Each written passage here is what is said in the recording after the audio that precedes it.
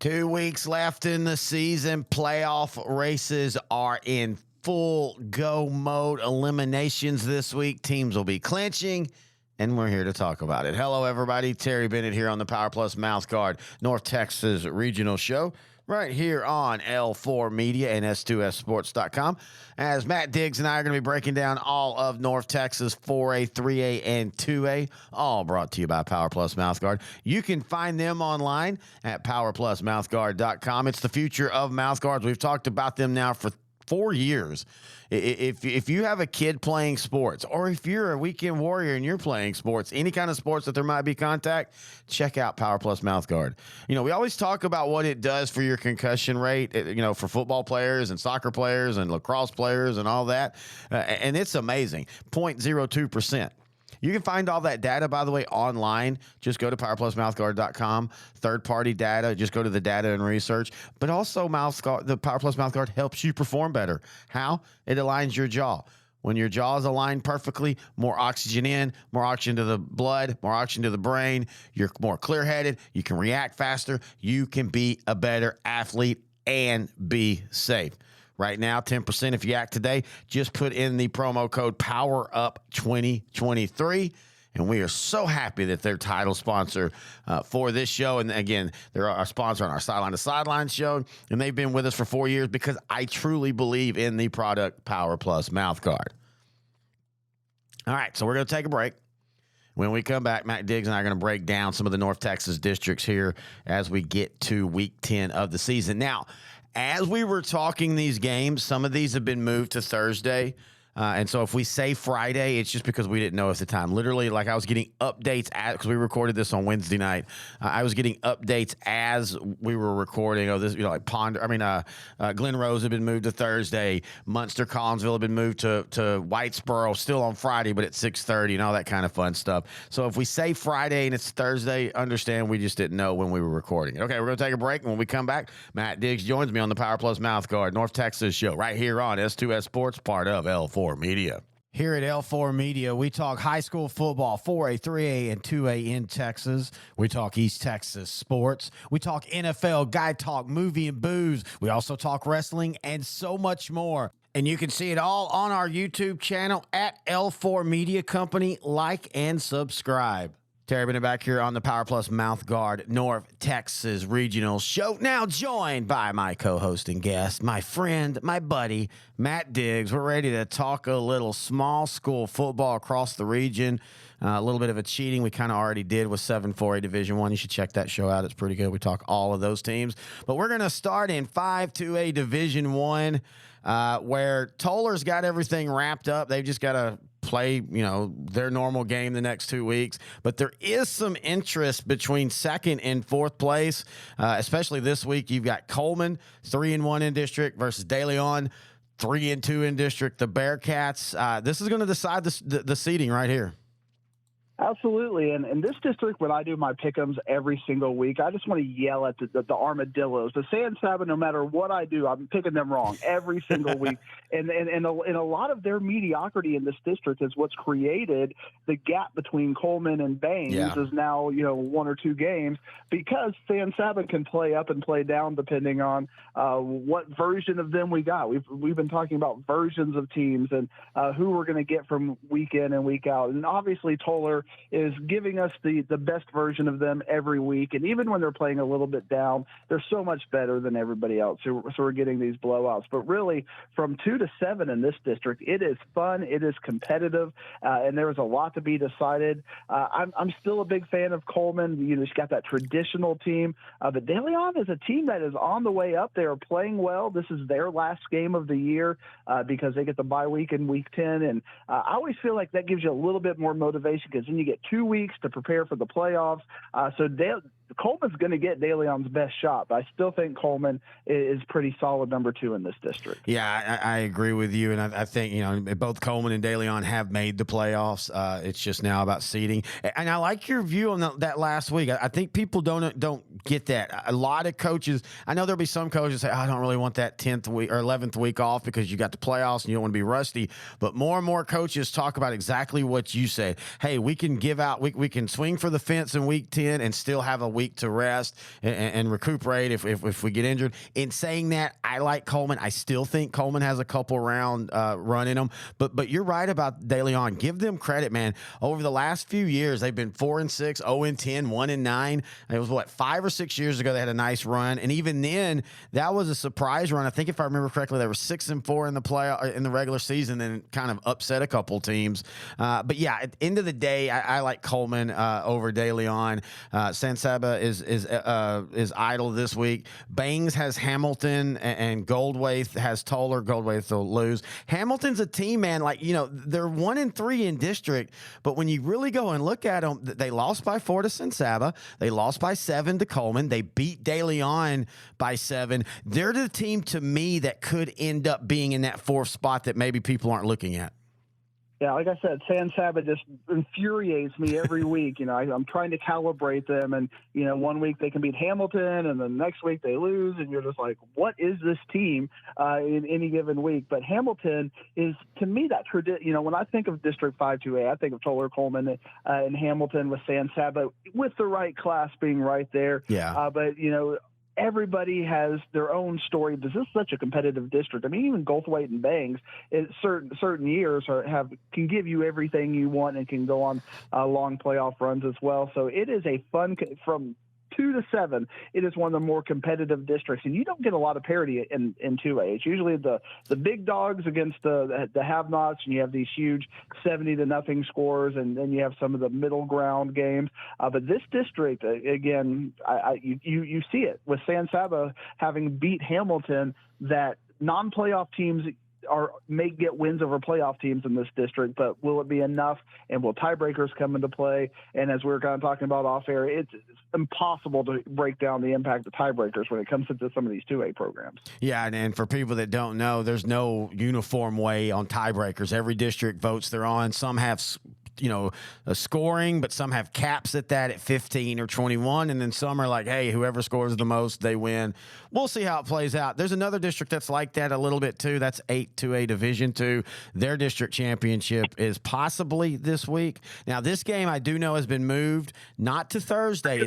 It's still Friday, but it's going to be in Whitesboro at 6:30. That's Collinsville and Munster. I like Collinsville in this game. I think Munster can hang around with them, but I just think that Collinsville, that passing game, Logan Jenkins, Reed Patterson, Rylan Newman, Colin Barnes, haven't even had their stud wide receiver all year, Carter Scott, and they're still rolling. Yeah, they are rolling, and they're doing it. You got both sides of the ball, offense, defense, just putting up big numbers. Munster, they have an okay defense, a serviceable defense for 2A. Their offense just doesn't have that firepower like you just listed with Collinsville. And you get Collinsville in there, I think Collinsville should be a 2-score favorite. Celeste and Santo got moved to Thursday, not because of the weather, but because of officials. And I was like, oh, why did I get to hear about that in time? And then in Collinsville and Munster moved to Whitesboro because of anticipated weather and field conditions. And, this happens this time every year. I remember last year all the games got moved to Thursday in week 11 and all kinds of craziness and 6 o'clock starts and all kinds of fun. But Collinsville, I think, is a great team, and I think they're going to, for me, the question is 8-2A good enough to sweep 7-2A?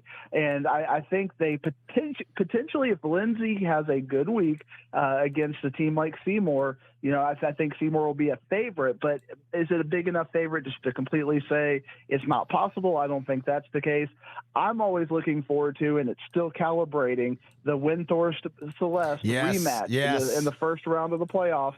It's just like they're looking at each other. We're getting a little bit of a budding rivalry here, and that's the game I'm looking forward to.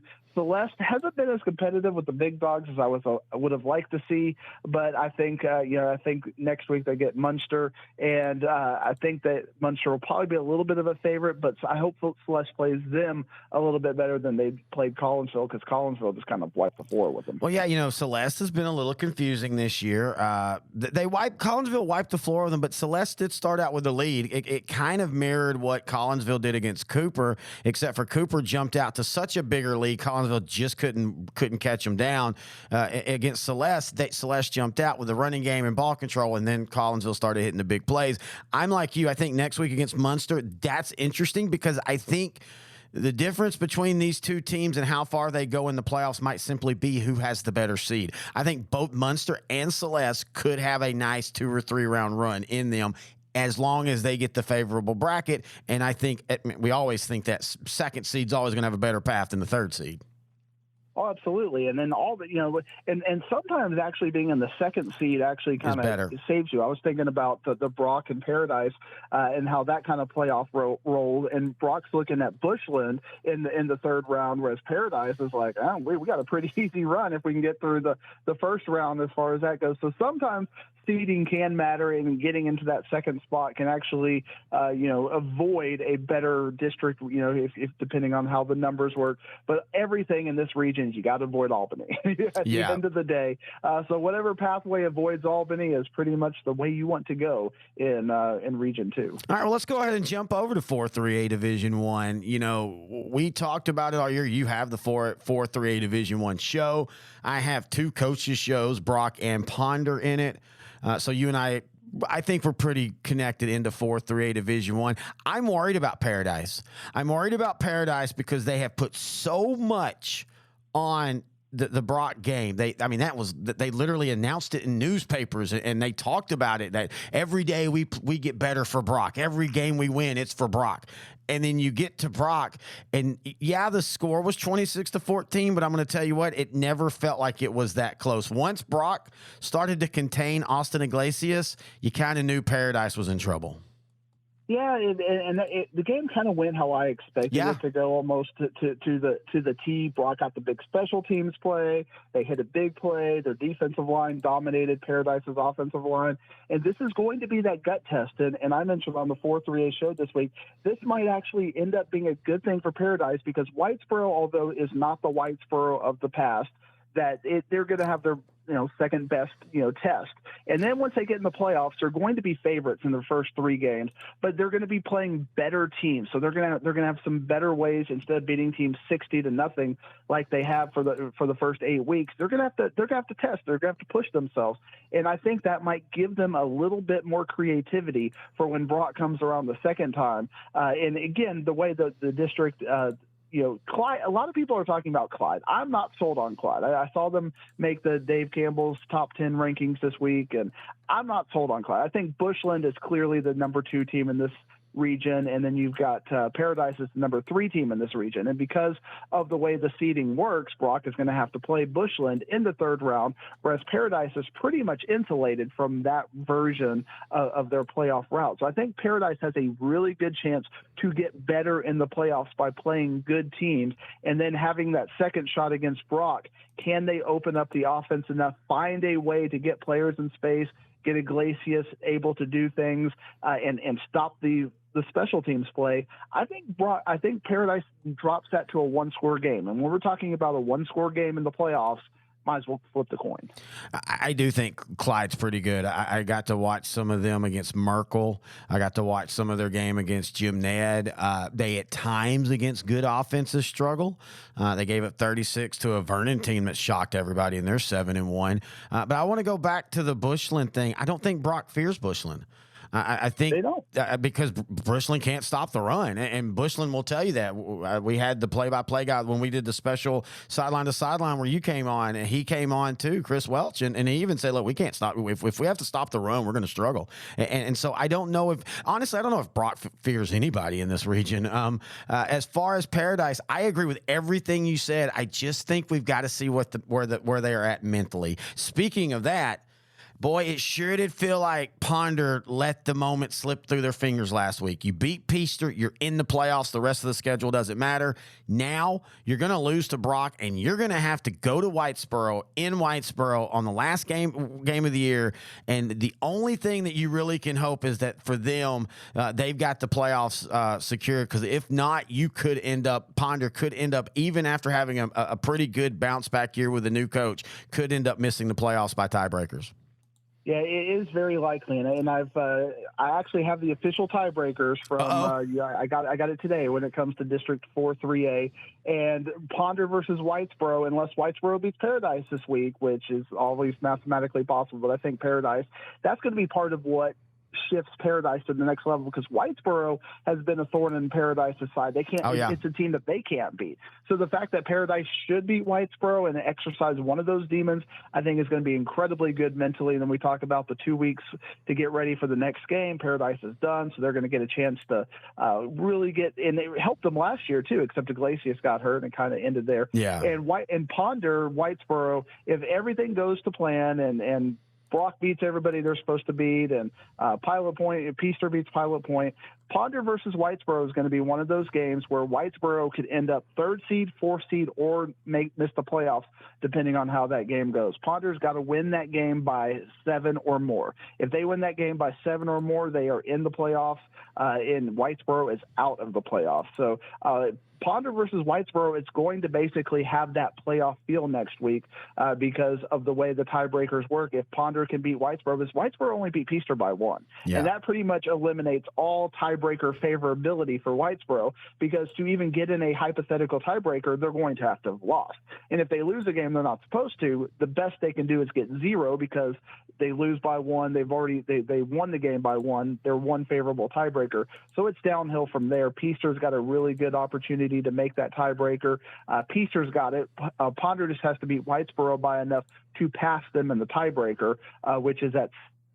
And once they hit 7, they're in, and Whitesboro is out. And the way Whitesboro has played this year, they shouldn't have beat Peaster when you look at it, honestly. I mean, it took a 2-point conversion. It took Clay Hermes having an incredible comeback to win that game against Peaster. So if we get the Ponder that we saw against Pilot Point, they can. But when you're playing with sophomores, you have these hiccups. Oh, yeah. And Ponder down the line is playing with sophomores. They're big players, and the moment was too big for them. And Peaster, even though they don't have a lot of offensive firepower and flash like Tyson Price and Gage Ursh and some of the big players for Ponder has, they got a lot of seniors who have been there, and the moment wasn't too big for them, and they just dominated them. And the fact that Ponder could only manage 100 total yards in that game, that could be their wake-up call. And Brock is going to be another wake-up call. And can they get past the down of that to get back up for Whitesboro next week? I think is going to be a big factor. But Whitesboro is going to have the same thing, because I think Paradise is going to put it on Whitesboro. I think Paradise is going to take out some aggression from this on Whitesboro. And now you're going to have 2 teams who have just got their butts whipped going and playing each other for a playoff spot. Whitesboro could end up not making the playoffs. And I'm not, don't call me crazy, but it also would not shock me if Peaster turned around and lost their next 2 games, because lo and behold, Pilot Point showed some life last week. And I know Boyd's a big rival and all, but I think Peaster has annoyed everybody in this district the last few years, and everybody considers them a rival. And so I think you have a Pilot Point team that all of a sudden feels like, okay, they're starting to play for Pilot Point pride again.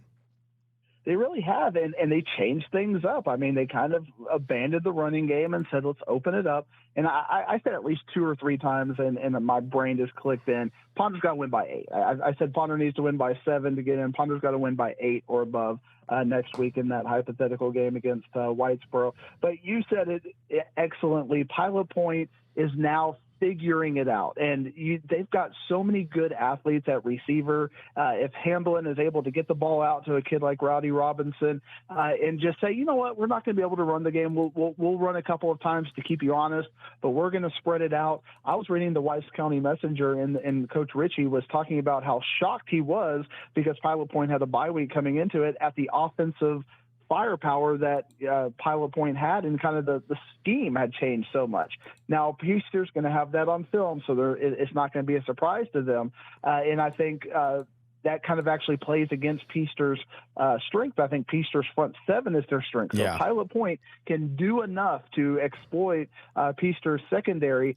That could absolutely be a game. You're right. But I think Peaster's just going to have a little bit too much. But I think it's going to be closer than what the computer polls and what some of the other calibrations would say on that game. Yeah, because, I mean, right now, I know this sounds crazy with all the turmoil and everything else, Pilot Point can literally be practicing right now saying, if we win out, and yes, I know they have Brock to finish the season, but if we win out, we're right there in that playoff race. And you'd be surprised at how that kind of stuff will keep you going, especially if you get into that game against Peaster, and Peaster's not really playing strong, and Pilot Point's starting to go, okay, we almost beat Boyd, probably should have beat Boyd. Now we're starting to feel good about ourselves, and hey, this team ain't that bad or that great. We can beat them, but We'll see. I'm just saying, watch out for that score. All right, let's go to 7-3A Division I, where we got a dandy of a game. We've got Whitney going into Grandview. You know, Whitney announced themselves on the state level a few years ago when they pulled off the shocking win against Grandview a few years ago. I don't think it's going to happen this year, but I do think this is going to be a really good game.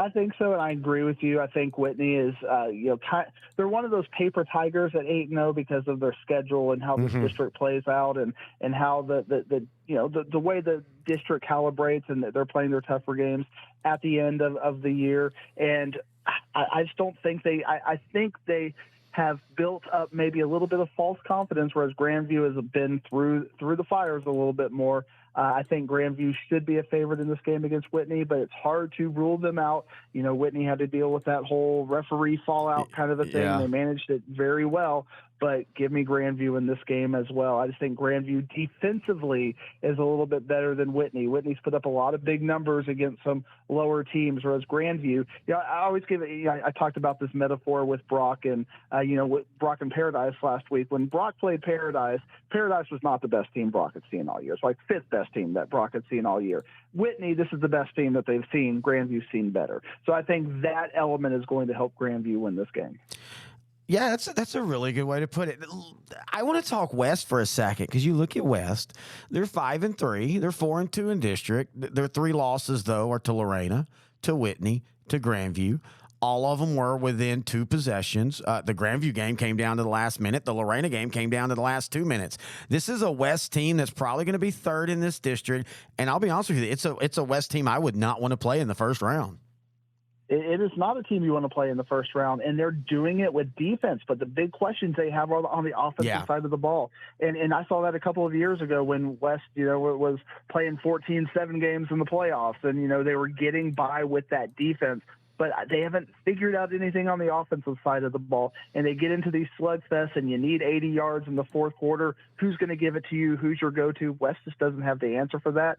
But they are incredibly tough. They're incredibly big on both sides of the line. And you look at that District 8-3A, and other than Malakoff, we talked about the craziness of that 5-2A district. Again, Groesbeck, Mejia, Fairfield, and Teague all are playing really competitive football, and they're all kind of the same. So when you look at that, who is going to be that team? I think West will be a favorite over any of those teams, but you're going to get a good football game in that first round for those 2, 3, and 4 teams, and for the 1, 2, and 3 teams coming out of 7-3A, they're going to get a good push. Now, when you get Malakoff against Madison, that's going to be the one game that where it goes awry. But it kind of reminds me of some of District 3-5A versus 4-5A, where you got Midlothian and Red Oak and Denton Ryan and Lake Belton and Burleson Centennial and all these really good teams right there in the middle. In this 7-3A versus 8-3A could approximate those kind of battles. And give Mejia credit. This was a program that basically had fired their head coach and then kind of brought him back without really going about, not making big announcement of it. The only reason I know is because I follow the guy, and they come up with the upset of district a couple weeks ago against Teague, and it has thrown them right in the middle of this race. Now they've got Mejia or Malakoff this week, and they're going to get beat pretty bad, but they're off next week. They've got to kind of sit and scoreboard watch next week. But I really thought Teague was going to be the team that took that next step this year, not to compete with Malakoff, but this was a team returning like 19 starters off of a team that last year went 6-5, played a bunch of 1-score games, and it felt like they were young, getting better. They took Whitney to a couple quarters or a couple quarters in the playoff game, losing 38-15. They took Malakoff to the mat last year, losing 32-18, and yet here we are. They're hanging on for their playoff lives. Yeah, and they're going to have to figure it out, because once you're behind the 8 ball, they have a pretty easy game against Kemp this week. They should be a favorite. I don't have immediately who they finish off against, but Fairfield. They have to against who? Fairfield. That's going to be. That's basically your game, winner in, loser out. As far as that goes. So they're going to have to get that playoff mindset real early, because Kemp will give you, they'll be a favorite, but they're going to have to play Fairfield and win. And basically that's when your playoffs start. And if they can get by that game, like you said, some of those teams where they're a little bit like we talked about in the 7-4A report with Carter. If you figure it out at the right time, like Mejia may have figured it out at the right time, you can do something. And it's not an easy playoff road, especially in this region. You look at 5 and 6. 5 is probably going to have their way.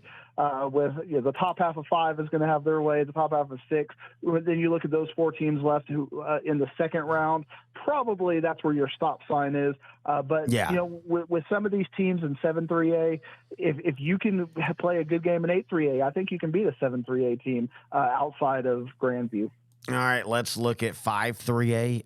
Winsboro announced that they were the real deal a couple weeks ago with how they throttled Pottsboro. You've got Mount Vernon, who's improved and better, honestly, than I thought they would be this year. You've got Pottsboro at third, and then you've got Commerce and Mineola, and that's where it's coming down. And again, when the schedule gods are kind to you, you get playoff football the last week of the regular season, because unless Commerce pulls off a shocker and beats Pottsboro. Now, I will say this. Whenever a team is relying on one player like Pottsboro does, a plucky team that's not terrible on defense can pull off the upset, but I'm going to go ahead and assume that they lose. That means it's going to be Commerce going to Mineola. Winner makes the playoffs, loser goes home. I love that when it's the last week of the season. Yeah, that's fun. And then you have kind of the weird thing that Mineola has struggled this year, as far as record goes, and they play a little bit of a harder schedule than Commerce does. It's a little bit of a friendlier schedule, a little bit of a higher record. But at the end of the day, I think of the Yellow Jackets. And I mean, this is a team that is used to 4 and 5, 5 playoff round runs, in the last decade, whereas Commerce really hasn't had any of that success. Ever since they put you on that scoreboard show, what's Commerce's longest run over there? What was it, 5 years ago? They got 4th in district and then pulled off 3 upsets and ended up in the region semifinals, or 2 upsets and ended up in the region semifinals. The only other playoff game they had, that was 2 years ago, and they got their doors beat in the first round. So, I mean, you view that and you view what Mineola traditionally has. I don't care if it's, 4 and 5 versus, 6 and 3 or however it ends up being. I'm going to stick with the powerhouse. I'm going to stick with Mineola. And I know this year's version of Mineola is not a powerhouse, but again, we're not too far. These kids know those kids. It's not like we're talking about what happened 20 years ago or something. Like I have to relive my glory days when Plano East was good. Mineola is good enough to where I think it's part of their culture to be good. Can Commerce do it? Yeah, but I think Mineola is just a more well-rounded team. Yeah, I totally agree with that. All right, let's go to 5-3A Division II. And if you'd have told me at the beginning of the year that Jacksboro and Millsap would be at top, I'd say, okay, I could see Jacksboro. But if you'd have told me Comanche and Eastland would be 2 and 4 combined in district, I would have thought you're crazy. 5-3A Division II has just been topsy-turvy this year. It really has. I mean, Millsap's starting it off by beating Comanche in the very first week of the district season. Just threw off all of my calibrations, especially since Millsap and some of their non-district games got their doors blown off of them. And then Comanche, of course you're going to lose to Toller, but all of a sudden it's like they never recovered from that.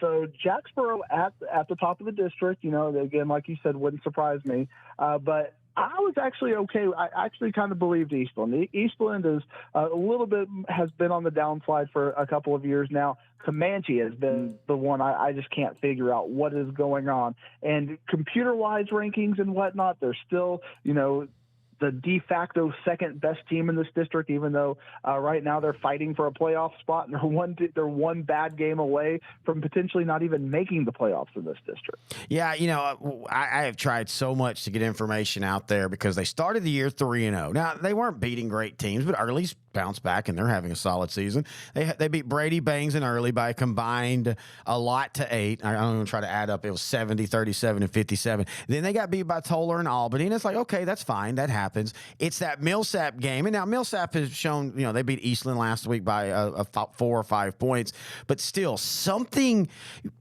happened in that Toller Albany game. I don't know if it was injuries or confidence lost or whatever, but this was a team that was very much one of the region favorites and a team that was talking about, hey, last year we felt we went out too early in the playoffs. We're going to get more physical this year. We're going to be a team that we lay our results on our offensive and defensive line.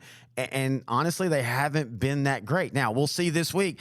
How does Merkel respond after just absolutely getting boat raced last week by Jacksboro 78-13? I feel like Comanche might come in and do the same thing to them.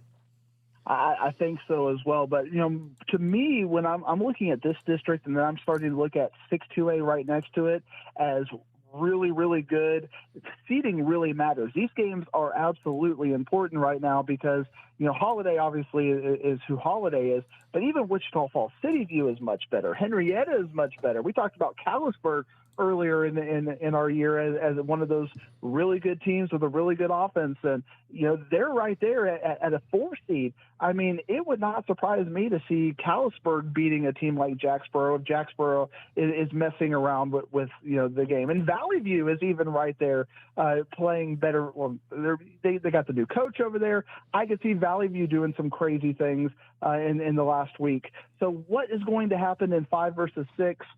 That's going to be fun as far as that goes, which is why all of the seeding matters right now in 5-2A, because you got to get that 3rd seed. I think if you drop to the 4th seed, it's going to get real ugly on you real quick. And could you imagine a Comanche versus Holiday first round game? Wow. I mean, especially with everything you talked about. I mean, that's Christmas right there. And Holiday is 3-0. They're 7-1. Their one loss is to Jim Ned. But I still feel, and I do a Holiday football show each week with Coach Kyle Atwood, I still feel that that's a program and the coach that are still trying to fill themselves around each other, because this is a very senior-laden team. So, and Coach Atwood has talked openly about, look, I wasn't coming in here trying to reinvent the wheel. I will do that with my juniors, my sophomores, the guys that are going to be in the program long term, and they really need to learn the ins and outs of my offenses. This year we're kind of doing a hybrid. We're letting the seniors be seniors and stuff. So I can see Holiday making a run all the way to Gunter in the region finals or region semifinals, I guess, depending on how the bracket works. Or I could see them getting upset in the 2nd or 3rd round. Henrietta, though, that's the one I'm about, because Henrietta's 2-0 against the other district. They beat Millsap in the regular. I'm sorry, they're 1-1. They beat Millsap in the regular season, then they lost to Jacksboro by 1 point. So you got to feel Henrietta's fine if they end up 3rd. Hey, we're 3rd. We can play Millsap, or we can play Jacksboro. Yeah, give it to them. They have that confidence right now, and they're going to probably have their way with SNS this week. And Henrietta is feeling really good because they have played that tougher non-district schedule, to where they're not looking at those pretty paper tiger records over there going, oh, Jacksboro's 8-0 or 10-0 or whatever. Like Scurry Rosser is like the ultimate paper tiger, 9-0 kind of a team. And, at the end of the day, you have to be able to beat really good teams when you're dealing with Gunter and Bells and Holiday in this region. And you're going to have some teams go out real early, because the other teams, their records aren't as pretty, but they've been playing really good competition. Henrietta has been doing that, and this district has prepared them. Whereas with 5-2A, again, I'm not sold on Jacksboro as being a regional threat, even outside of Gunter being that 2nd-tier regional threat, or even making it to the regional finals against Gunter. I just don't see them being in that high regard. I see them. I think they're state ranked. I think that's even too high for them. Yeah, I don't disagree with you there. All right, let's go to 4A. Let's talk 6-4A Division II, a district that no matter what seems to happen, Caddo Mills and Sunnyvale seem to always make the playoffs, and they both have already qualified. But there is intrigue as Wills Point can get their first playoff since 2019, a team that over the last 3 years until this year had won 2 games. That's right. They were 2-27, a program that for some reason just has not been able to keep a coach over the last 5 years. Tony Johnson's the one that took them in 2019, and he left right after that. But James Boxley's come in, and they're not great, but they're beating the teams they need to beat. And sometimes it's just fun to see a new team back into the playoffs. I know. Yeah, I thought you were talking about Plano East for a while with that kind of rebounding. You're talking about 3 wins in the last 3 years and getting back there. 2018 was Plano East's last significant playoff appearance of note. But Wills Point has really been playing good football. And you can kind of see, even in non-district, they didn't have the best non-district record. It was a 2-3 record, but they're playing more competitive. Yes. And they're playing some good teams. And now, Quinlan, I think they're going to make the playoffs. How high they can get now is going to be the key. I can't see. I think Quinlan Ford at this point is a coin flip game for Wills Point, and this could get them some really big confidence. And obviously, I think there's a big difference between 3 and 4 when it comes to who you're going to be playing in the first round of the playoffs. So that could be big for Wills Point as well, to get that 3rd seed and be seated for a little bit of an easier playoff game. If you have Aubrey or Van Alstyne, I think I'd rather play Van Alstyne, I'd rather not have to play Aubrey, but not to say Van Alstyne isn't a team that's going to be a favorite in that game. But if I had my druthers, I'd rather avoid Aubrey. If they ever were to do a series about teams that were really good that nobody remembers, you could do about 5 of them on those early 2000 Wills Point teams that always got Forney or Commerce in the second round. It would always be competitive, but they would always lose. That program was just snake bit. So I've always kind of, whenever they get decent, I always kind of root for them. But let's go ahead and talk 5-4A Division 2. You got Aubrey. They're off this week. They'll finish against Farmersville, who is surprisingly in a playoff race. You've got Van Alstyne, as you talk about, 4-1. Farmersville 2-2. Gainesville is 2-2, but them and Van Alstyne play. This has been, we talked about this a couple weeks ago. I don't know how many teams out of this district go far, but this has been a fun district inside of it. It really has. And we were so worried about Aubrey because they were pretty much, and this is not a great Aubrey team. No. And even regionally, there's no Metroplex team in 4A Division 2 that's ranked, and I'm completely okay with that. I feel a little bit misrepresenting when I'm having to do my rankings. I got Sunnyvale 1 and Aubrey 2. I'm like, yeah, but they're not really that great, and they're probably going to get fleshed out by the second round of the playoffs. And it's just a shame the way it got. Really, it's a shame for, if I'm from the East Texas perspective, that 7 and 8 looks the way they do, and it's so competitive. Whereas you're going to have some teams out of 5 and 6 get it that would not even be competitive in any of the games in 7 and 8. So it's really such a highly concentrated area down there in East Texas. But as we get to enjoy the Metroplex, this is our 1 week area. Sunnyvale, Caddo Mills, big game this week. And this is that week that you're talking about, if it was next week, it would be perfect for you with Sunnyvale versus Caddo, Wills versus Quinlan Ford, and Lincoln versus Roosevelt all set up. You're going to have to work on the schedule makers to get that one more week later for you. Let me ask you something.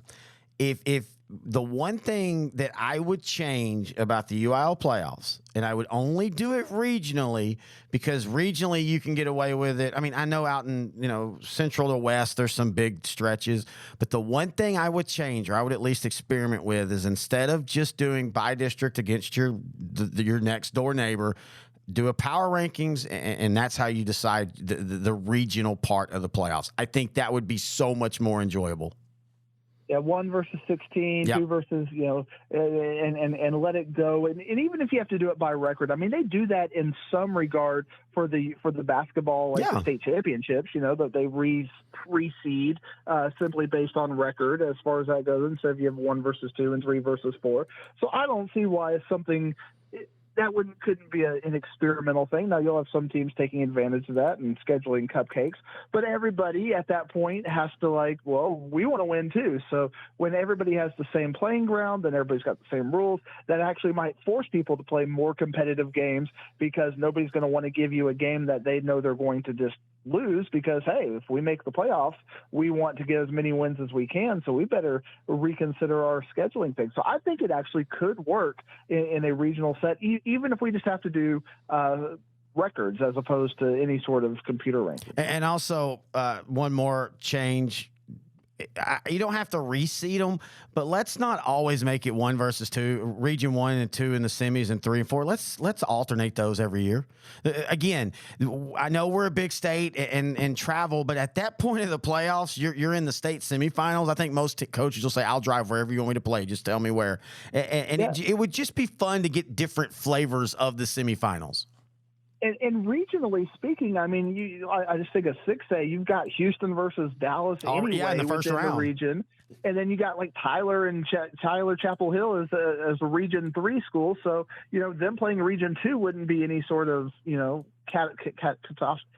catastrophic traveling issue. In fact, if anything, you might get an East Texas versus East Texas 2 versus 3, which would make 1 versus 4 even more fun in that case. Yeah, I totally agree. All right, we're running out of time, so we're going to jump up to 5-4A Division I because I want to finish here because last week I felt like, we can talk in 3A, Lorena beating Franklin, but I mean, Lorena's still really good. They needed a field goal as time expired. Franklin was kind of running on fumes on their winning streak. I think that's one of those things that when I talk to Coach Fannin tomorrow for Franklin, he's going to be like, you know what? I'm kind of glad this happened. We can now move on. But for me, Stephenville beating China Spring, not beating them, but beating them 31-21, holding China Spring to 21 points. That to me is a playoff earthquake type of a game. I'm now redoubting a little bit China Spring, where I was feeling really comfortable with them after they rolled through Alvarado and Waco La Vega. Well, I don't think I've been feeling a little bit uncomfortable with them starting at that Waco. Yeah, you did. You did actually. I mean, their offense has been great, but I feel like you used the word running out of steam with Franklin. I think that's exactly what's happening with China Spring.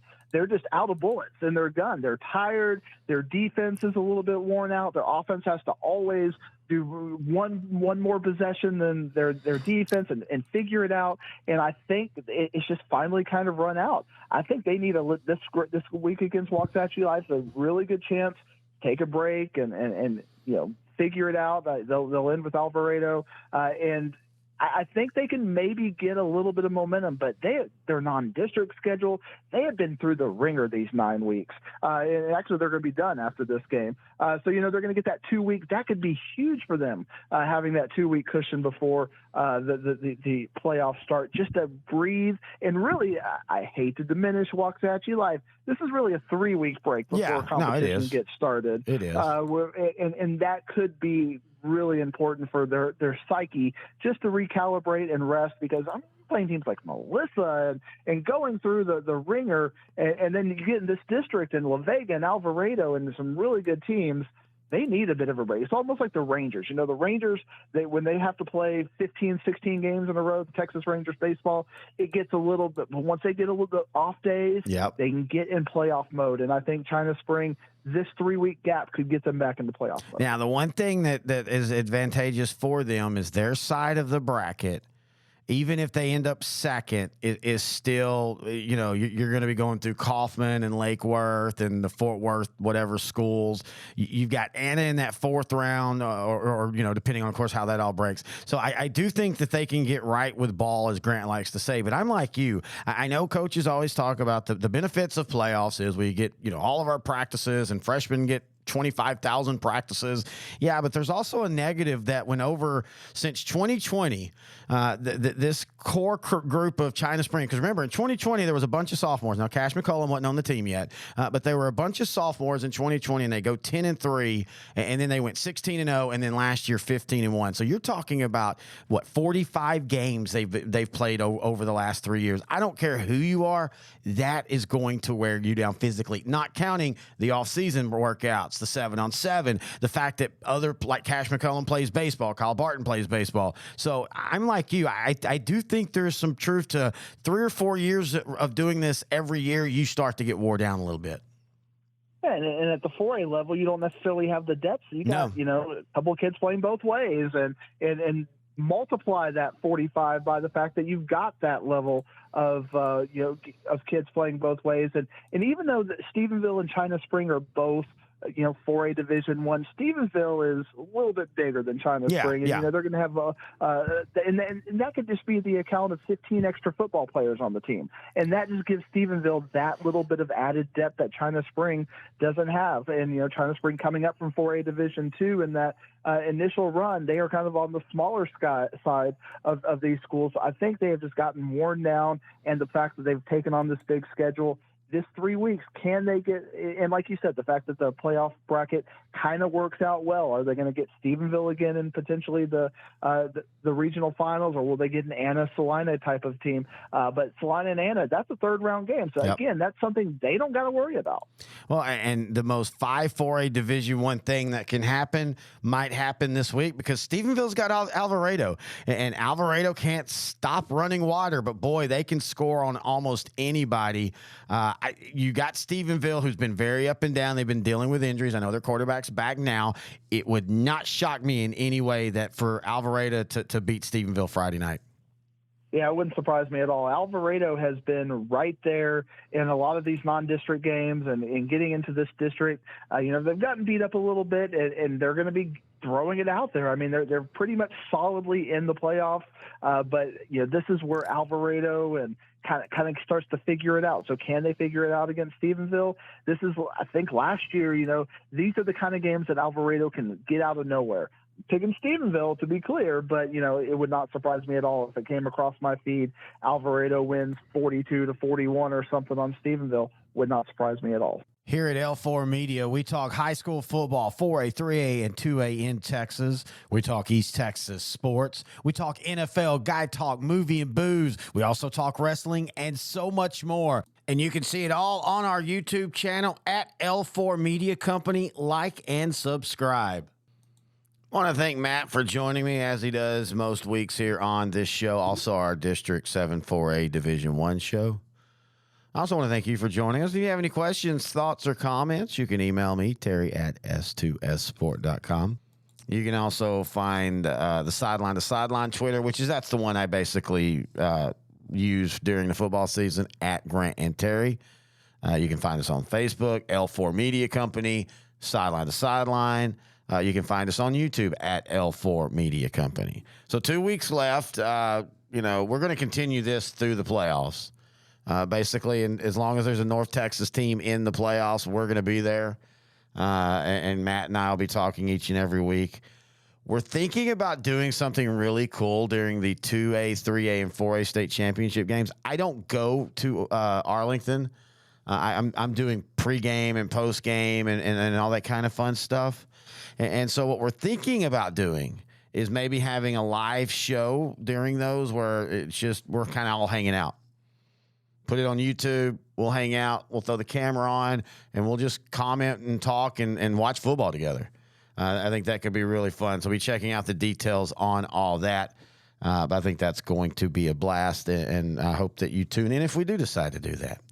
All right, well, it's really, really crappy weather this weekend, it looks like. I'm recording this Thursday at 5:30 in the morning, and it's raining really bad here. I'm on the east side of DFW. It looks like we're going to have a lot more movement, game cancellation, or not cancellations, moving to Thursday. I haven't even checked that yet. I wanted to get these. I had this show to finish recording, and the 7-4A show, me and Matt did those Wednesday night. And so I haven't even had a chance to check. But if you're traveling tonight, be safe. If you're traveling tomorrow, be safe. Enjoy all the high school football. And let's meet again next week right here on the North Texas Region Show, brought to you by PowerPlus Mouthguard on S2S Sports, part of L4 Media.